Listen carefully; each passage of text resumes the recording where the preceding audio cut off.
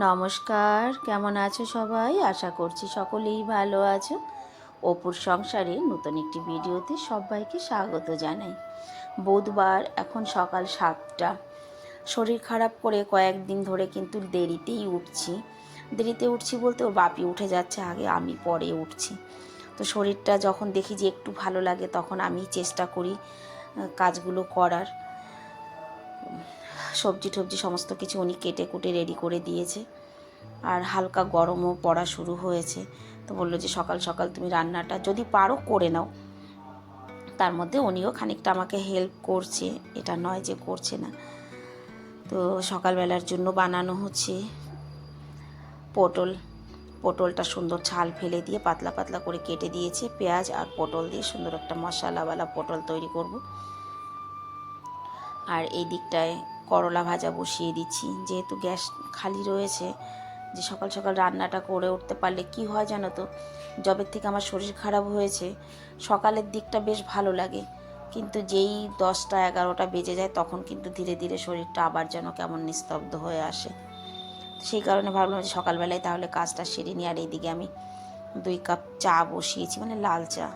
দুধের চা খাওয়া বন্ধ করে দিয়েছি। সত্যি কথাই আমি এত চা প্রিয় মানুষ ছিলাম, মানে ছিলাম বলতে আছি। আমি এত চা পছন্দ করি, চা আর দুধের চা, আমি লিকার চা পছন্দ করি না। কিন্তু ওই যে হয় না, যে শরীর যদি সাথ না দেয় তখন কিন্তু প্রিয় জিনিসগুলোকেও ছেড়ে দিতে হয়। তো আমারও হয়েছে তাই। অনেক ডাক্তার দেখানো হয়েছে, গলার অপারেশনের পরে অনেক জায়গায় দেখানো হয়েছে, বেলুড় গিয়েও দেখিয়ে এসেছি। যত রকম টেস্ট আছে সব করিয়েছি। সব জায়গার থেকে একটাই ফিডব্যাক এসেছে, গ্যাস গ্যাস গ্যাস। মানে এখন এতটাই অধৈর্য হয়ে গেছি যে চা ছেড়ে দিতে বাধ্য হয়েছি। লিকার চা আমি একদমই পছন্দ করি না, কিন্তু ওই যে ওর বাপির জন্য 1 কাপ চা করলে ওনারও মানে একা খেতে ভালো লাগে না, তাই বলে যে তুমিও একটুখানি নাও। আর এদিকে দেখো চা বসিয়ে দিয়েছি, ডিম সিদ্ধ দেব, মাছটা বের করে রাখলাম। আমি এই দিকটায় কাজ করি, ওর বাপি মাছটা ধুয়ে দেবে। সকালবেলা তো প্রচুর ব্যতিব্যস্ত থাকি, যে ছেলেদের স্কুল আছে, স্কুলে যাবে। 7:30 পৌনে 8টার মধ্যে ঘর থেকে না বেরোলে হয় না। একটুখানি আটাও মেখে নিয়েছি, রুটি করব। এদিকে ভাজিটা প্রায় হয়ে গেছে, দেখো উচ্ছে ভাজাটা হয়ে গেছে। এখানে আমি এখন রুটিটা করে নেব। সকালবেলা এতটা ছড়ানো হয়ে যায় বাড়িঘর যে হিমশিম খেয়ে যাই জানো তো। ছেলেরা বেরোনো পর্যন্ত মানে খুব তোড়জোড় দিয়ে কাজ করি, কিন্তু তারপরে একেবারে যেন যেই ওরা বেরিয়ে পড়ে তখন একেবারে নেতিয়ে পড়ি যে এবার কোথার থেকে আমি কাজ শুরু করব। প্রত্যেক দিনই এটাই হয়। আর দিদি নেই আজ 4-5 মাস হয়ে গেল। সত্যি কথাই, লোকে বলে না দাঁত থাকতে দাঁতের মর্মত। যখন দিদি থাকে তখন ভাবি কি, ও দিদি আছে ঠিক আছে, না থাকলেও ঠিক আছে, কিন্তু দিদি নেই এখন বুঝতে পারছি আমার কতটা কষ্ট হচ্ছে। আর কয়েকটা দিন, ভোট হয়ে গেলেই চলে আসবে। মাছটা সুন্দর করে ধুয়ে দিয়েছে। মাছটা এত ভালো ছিল, কিন্তু ঠিক সেইভাবে খেতে পারলাম না, যে শরীর খারাপ সেই কারণেই আমি সেইভাবে খেতে পারলাম না।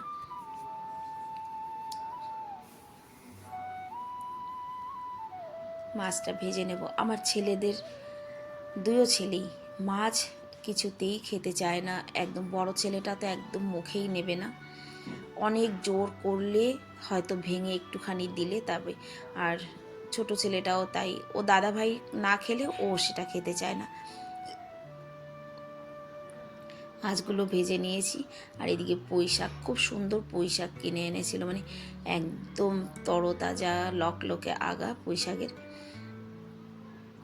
আমার ছাদেও হচ্ছে, তবে এখনও খাওয়ার মতো হয়নি। খেলাম তো কয়েকদিন আগেও খেয়েছি, তবে এখন যে পুঁই শাকগুলো হবে এইগুলো বেশ ভালো হবে। পুঁই শাকটা আজকে খুব মানে শাক তো এমনিই সিম্পলভাবেই রান্না হয়, তো আমি একদম খুব সাধারণ সিম্পলভাবেই রান্না করব। কয়েক কোয়া রসুন থেতো করে দিলাম, একটা আলু দিয়েছে পুঁই শাকের মধ্যে, কাঁচা লঙ্কা দিয়ে পাতলা ঝোল করব মাছ দিয়ে। তবে এই পুঁই শাকের জন্য অন্য মাছ হলে ভালো হতো। আর এই যে মাছটা আলাদা করে রসা করলে হতো, কিন্তু অনেক ভাগে রান্না করব না। যেহেতু আমারও শরীর ভালো না, ছেলেরাও খেতে চায় না, ওর বাপি একা কত খাবে, সেই কারণে মাছের ঝোলটা আর করব না। করলা ভাজা করলাম, পুঁই শাকের সবজি করছি, গতকালকের করা ডাল রয়েছে ফ্রিজে, ডালটা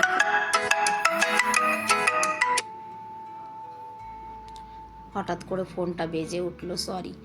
ডালটাকে সোমবারা দিয়ে দেবো আজকে আবার নতুন করে। তবে আমার ছেলেদের আবার এই ব্যাপারটা আছে, কালকে যেটা খেয়েছে সেটা যদি আজকে দেখে তাহলে কিন্তু ওদের মাথা গরম হয়ে যাবে। মা এটা তো কালকে খেয়েছিলাম, এটা আজকে আবার কেন? সেই জন্য সেটাকে আবার সুন্দর করে পেঁয়াজ টমাটো সব কিছু দিয়ে মানে তড়কা লাগিয়ে দেব।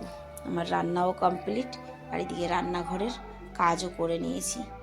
গতকালকে আর উপরটা পোছা টোছা লাগানো হয়নি, তো চলো যাই ধীরে ধীরে উপরে গিয়ে উপরটা পোছা দিয়ে নিই। এই দেখো জামা কাপড় গতকাল বিকেলবেলা কেচেছিলাম, যে সব এনে ওর বাপি রেখেছে। আগে এগুলো গুছিয়ে নিই, তারপরে ঘর ঝাড়ু পোছা করা হবে। আমি বহুবার কিন্তু এই কথাটা বলেছি, জামা কাপড় গুছাতে আমার খুব কষ্ট হয়। জামা কাপড় গুছিয়ে স্নান করে নিচে আসতে আসতে শরীরটা এত খারাপ লাগছিল যে আমি আর মানে কোনো ভিডিও করা তো দূরের কথা, খাবারটাও খেতে পারিনি, শুয়ে পড়েছিলাম।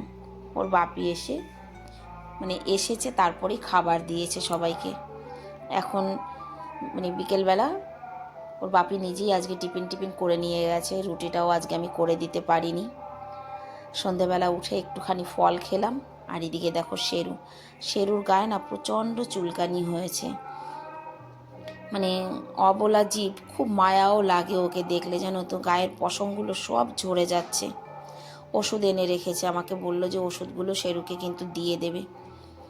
তো আমি সুস্থ না কি করব, তো আজকে ওকে গরম দুধের মধ্যে ওষুধটা গুলে এই যে দিয়েছি। প্রত্যেক দিনই দিতে হবে, প্রত্যেক বছরই এই সিজন এলেই শেরুর গায়ের পশমগুলো ঝরে যায় আর খুব চুলকায়। আর এ তো পালা কুকুর নয়, এই কারণে একে স্নান করানো যায় না, জানো তো, জল দেখলে ভীষণ ভয় পায় ও।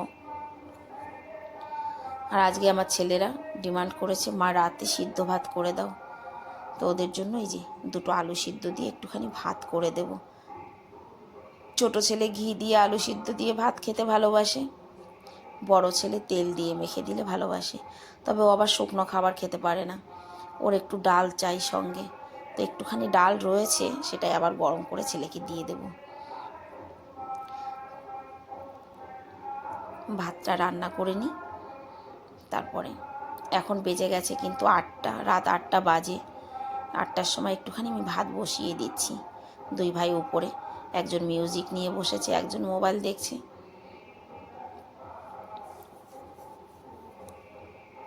না, ভাত রান্না হয়ে গেছে, 9টা বেজে গেছে। ছোট ছেলে বলল মা আমাকে খেতে দাও, আর বড় ছেলে বলল পরে খাবো। তো ওকে আমি সুন্দর করে আলু সিদ্ধ দিয়ে ভাতটা মেখে দিই, মেখে দিলে পরে সুন্দর গুছিয়ে আমার ছেলে খেয়ে নেবে। ভাজা লঙ্কা দিতে হবে তাকে, আবার কাঁচা লঙ্কা দিলে হবে না। যাই হোক, আজকের ভিডিওটাও তাহলে আমি এখানেই শেষ করছি। দেখা হচ্ছে নতুন একটি ব্লগ ভিডিওর সঙ্গে। সবাই ভালো থাকবে, সুস্থ থাকবে। সবাইকে রাধে রাধে।